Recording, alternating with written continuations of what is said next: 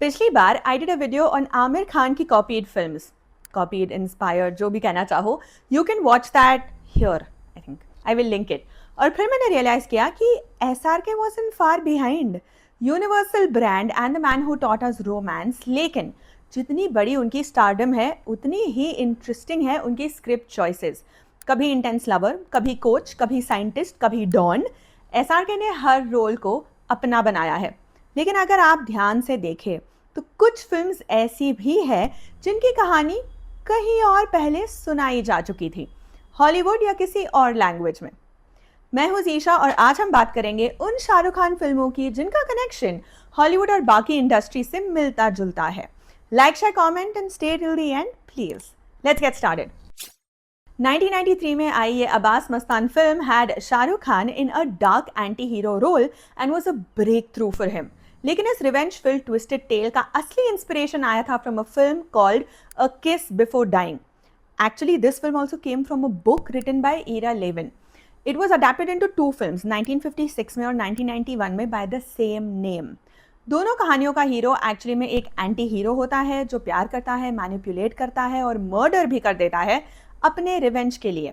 अ kiss before dying में एक ambitious आदमी पैसा और पावर के लिए खून कर देता है और फिर उसकी बहन के साथ रोमांस चालू कर देता है. Sounds familiar? बाजीगर ने भी यही रूट फॉलो किया, लेकिन उसमें personal revenge, emotional back story और एक full on 90s Bollywood drama का ओवरलोड भी डाल दिया. डिफरेंस यही था कि बाजीगर में हीरो को सिंपैथी मिली थी क्योंकि उसका रिवेंज आर्क अच्छे से दिखाया गया था, इमोशनल टोन्स के साथ. शाहरुख खान की इस परफॉर्मेंस ने इस ग्रे कैरेक्टर को इतना पावरफुल बना दिया कि लोग विलन को ही हीरो मान बैठे थे. आदित्य चोपड़ा डायरेक्टेड ये film came out in 1995 and is a forever favourite. 25 साल से ज़्यादा ये फिल्म मुंबई के मराठा मंदिर सिनेमा में चल रही है. पर here's the thing, this film has similarity to two films. पलट वाला जो सीन है, आदित्य चोपड़ा ने खुद एडमिट किया है कि वो Clint Eastwood starrer that came out in 1993 in the line of fire से इंस्पायर्ड है. He said that he saw that entire scene और वो उनके मन में बैठ गया था और वो रिक्रिएट करना चाहते थे.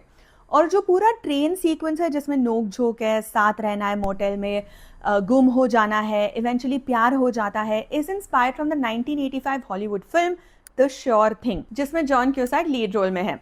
द श्योर थिंग में लड़का चिल्ड आउट और बिंदास होता है, लड़की सीरियस और डिसिप्लिन. सेम इक्वेशन हमने डीडीएलजे में भी देखा. राज एक फ्लर्ट करने वाला मस्ती मजाक टाइप का बंदा है और सिमरन एक संस्कारी और रूल्स फॉलो करने वाली लड़की.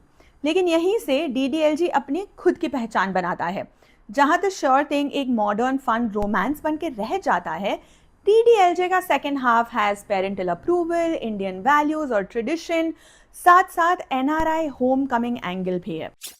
करण जौहर की directorial debut that came out in 1998 had the iconic love triangle of Tina, Rahul, Anjali, Rani, Shahrukh और काजोल.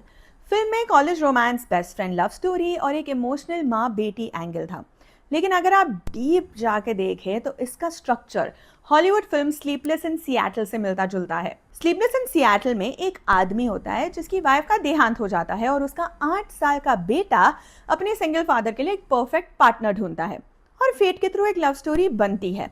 इस फिल्म में भी लेटर्स एक्सचेंज होते हैं. कुछ कुछ होता है मैं अंजलि अपनी माँ के लिखे हुए लेटर्स पढ़कर अपने पापा राहुल के लिए प्यार ढूंढती है. Old school romance, destiny, letters और इमोशनल लॉन्गिंग, दोनों फिल्म्स ये थीम्स एक्सप्लोर करती है. There's also elements of the 1978 में आई फिल्म ग्रीस. कुछ कुछ होता है का कॉलेज वाला first half is very relatable to this film. Young love, cool dude, transformation of the nerdy girl, dance competitions, all that teenage excitement. Shahrukh's Rahul is very similar to John Travolta's Danny. Charming, popular, but confused about love. पर जो कुछ कुछ होता है को truly अलग बनाता है वो है उसका इमोशनल डेप्थ और true blue Bollywood melodrama. Mansoor Khan की ये फिल्म 2000 में आई थी, स्टारिंग शाहरुख और Aishwarya as twins. In this film Shahrukh Khan एक बाइक गैंग का लीडर होता है, मैक्स, और वो गोवा के स्ट्रीट्स पर धूम मचाता है. फिल्म का बैकड्रॉप था rivalry. Can you name the gangs? I wait. Eagle gang और बिच्छू गैंग, यस. और बीच में थी एक इंटेंस ब्रदर सिस्टर बॉन्ड और एक फॉरबिडन लव स्टोरी. अब ये सब कुछ सुनकर अगर आपको वेस्ट साइड स्टोरी याद आ गया हो तो आप बिल्कुल सही सोच रहे हो. 1961 में आई वेस्ट साइड स्टोरी, जो खुद एक शेक्सपियरियन ड्रामा से बोरो करती है, Romeo and Juliet. It's a musical drama जिसमें दो स्ट्रीट गैंग्स होते हैं, जेट्स एंड शार्क्स। उनके बीच राइवलरी होती है और एक लड़का लड़की ऑपोजिट साइड से होने के बावजूद प्यार में पड़ जाते हैं। जोश में भी वही हुआ, सेम टेम्पलेट। शाहरुख का कैरेक्टर गैंग का लीडर है, उसकी बहन ऐश्वर्या राय उस लड़के से प्यार कर बैठती है जो दूसरे गैंग से रिलेटेड है, चंद्रचूड़ सिंह। जोश में गैंग वॉर के साथ Indian family emotions, Christian Goan culture और बॉलीवुड स्टाइल ड्रामा का फ्लेवर ऐड किया गया। म्यूजिक भी अमेजिंग था, अपन बोला तुम और हाय मेरा दिल एंड मेरे ख्यालों की मलिका। Should revisit that album. 1997 में आई ये Yash Chopra film had another iconic love triangle of Rahul, Pooja और निशा, शाहरुख, करिश्मा एंड माधुरी। यश चोपड़ा की ये musical romance had dance, drama, love triangle, soulmates के कॉन्सेप्ट्स ऑल ब्यूटिफुली ब्लेंडेड कि लगता है कि ये कहानी तो सिर्फ बॉलीवुड के लिए बनी है।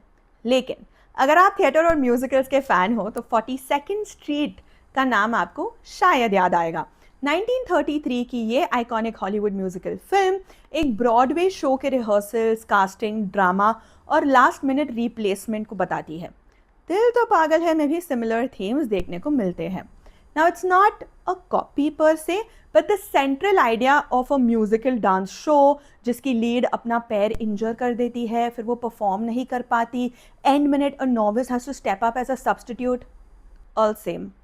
दोनों फिल्म्स बैकस्टेज थिएटर वर्ल्ड के थ्रू प्यार और पैशन को एक्सप्लोर करती है, पर दिल तो पागल है में यश चोपड़ा ने स्टोरी को डांस बेस्ड लव ट्रायंगल बनाकर इमोशंस और डेस्टिनी के इंडियन फ्लेवर्स से भर दिया।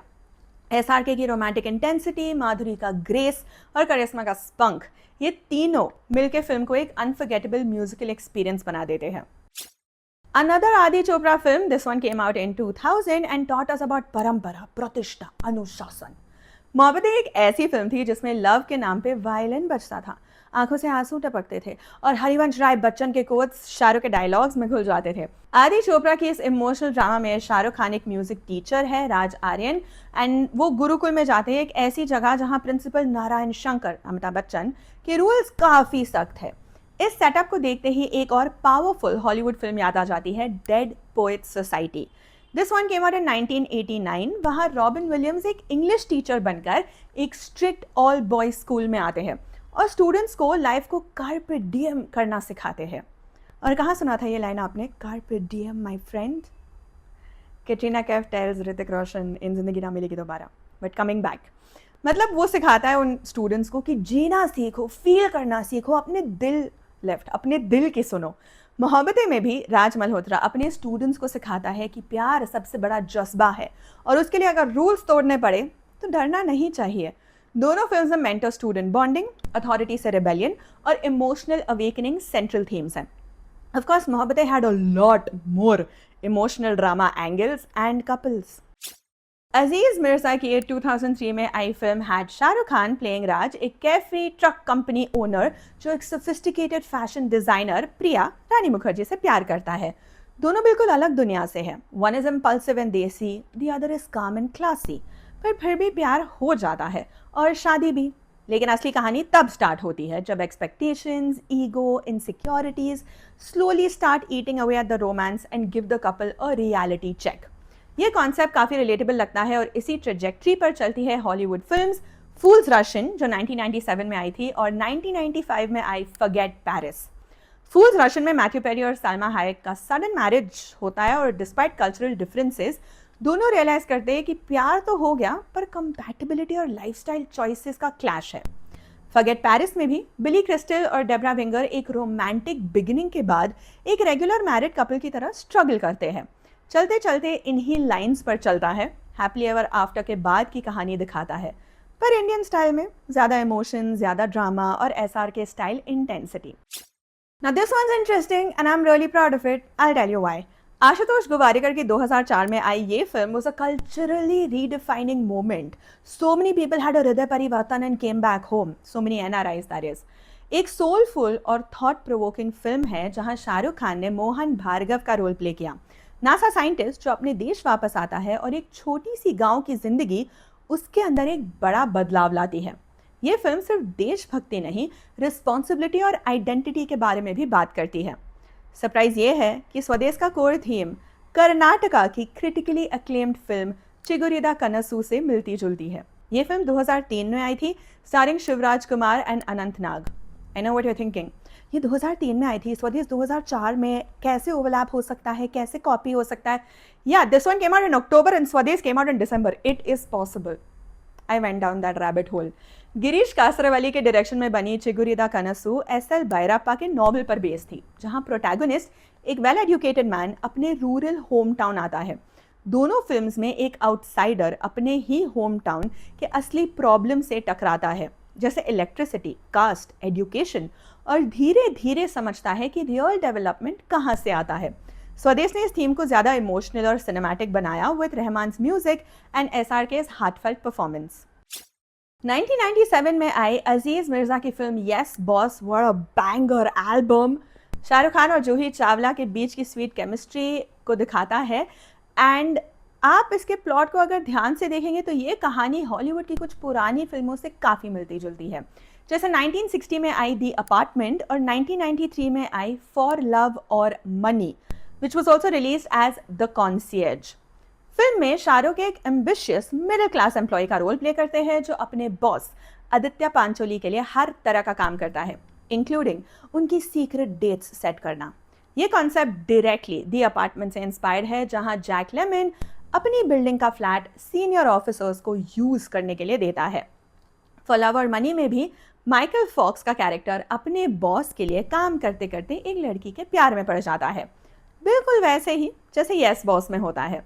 कहानी ओरिजिनल नहीं थी, लेकिन उसे देसी टच और बॉलीवुड इमोशंस के साथ पेश किया गया, जिसे ऑडियंस ने काफ़ी पसंद किया। अमोल पालेकर की पहेली केम आउट इन 2005, एक magical love story starring Rani Mukherjee and Shahrukh Khan. Film में एक भूत अपनी प्यार की फीलिंग्स को एक्सप्रेस करने के लिए एक मैरिड लड़की को अपना बनाता है, जिसके चलते बहुत सारी इमोशनल और सुपरनैचुरल ट्विस्ट आ जाती है। इस कहानी का असली इंस्पिरेशन है दो इंडियन रीजनल फिल्म्स, हाँ, no Hollywood, Indian regional films. 1973 में आई दुविधा और 1997 में आई नागमंडला। दुविधा एक हिंदी फिल्म है जो राजस्थानी फोक टेल पर बेस्ड है, सेम नाम से, written by विजयदंड Detha.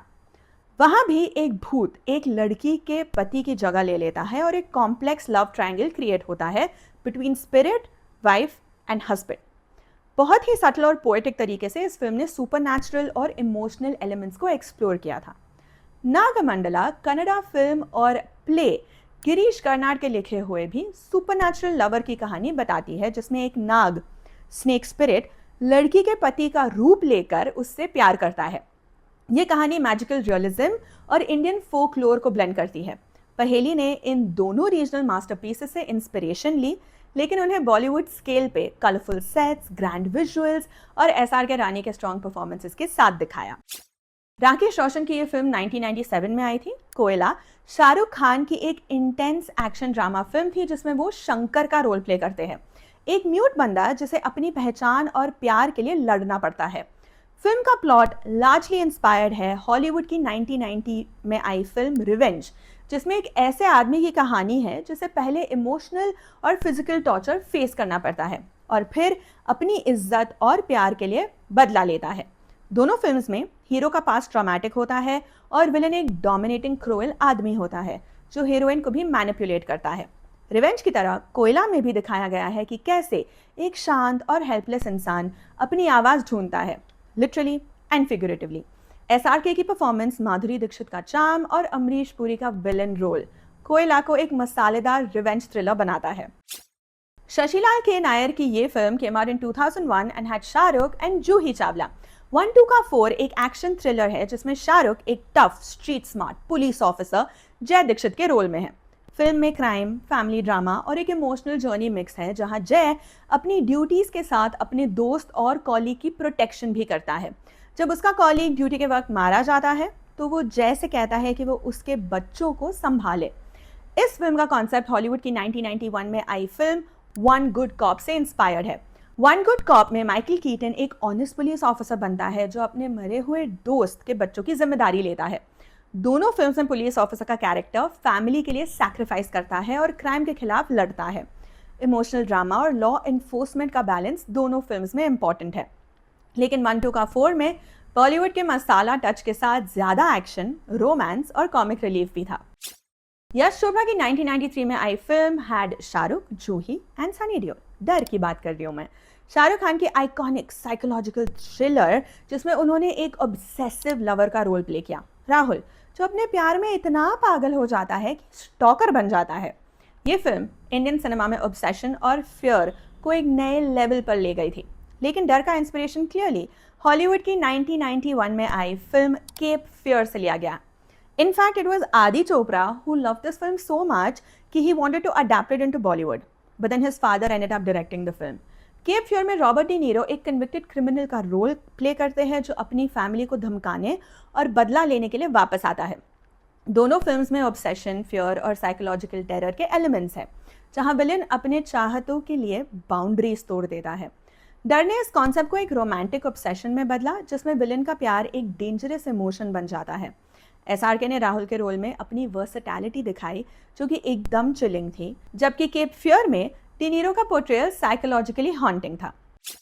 Mahesh Bhatt directed this 1998 film had Shahrukh, Juhi और Sonali Bendre. My God, she looked so great. Duplicate में शाहरुख खान ने डबल रोल प्ले किया है, एक इनोसेंट शेफ और एक डेंजरस गैंगस्टर का। फिल्म का मेन प्लॉट ट्विन कंफ्यूजन पे बेस्ड था, जिसमें दोनों एक दूसरे की जगह ले लेते हैं, leading to chaos and comedy. ये कॉन्सेप्ट एक्चुअली हॉलीवुड की 1935 में आई film the whole town talking directed by John Ford से इंस्पायर्ड है। द होल टाउन टॉकिंग में भी एक कॉमन मैन के साथ एक गैंगस्टर का हुलियान चेहरा मिलता जुलता है और इस वजह से प्रॉब्लम स्टार्ट हो जाती है। दोनों फिल्म में मिस्टेकन आइडेंटिटी और डॉपलगैंगर का थीम सेंट्रल है, जिसे थ्रिलर और कॉमेडी दोनों एलिमेंट्स आ जाते हैं। लेकिन डुप्लीकेट में बॉलीवुड स्टाइल मसाला ज़्यादा था, एक्शन, रोमांस, कॉमेडी सब कुछ मिक्स किया था। SRK की एक्टिंग दोनों कॉन्ट्रास्टिंग रोल्स में काफ़ी अप्रिशिएटेड थी, स्पेशली उनका विलन वाला अवतार थोड़ा ओवर द टॉप था लेकिन काफ़ी entertaining. End of course the amazing songs, मेरे महबूब मेरे।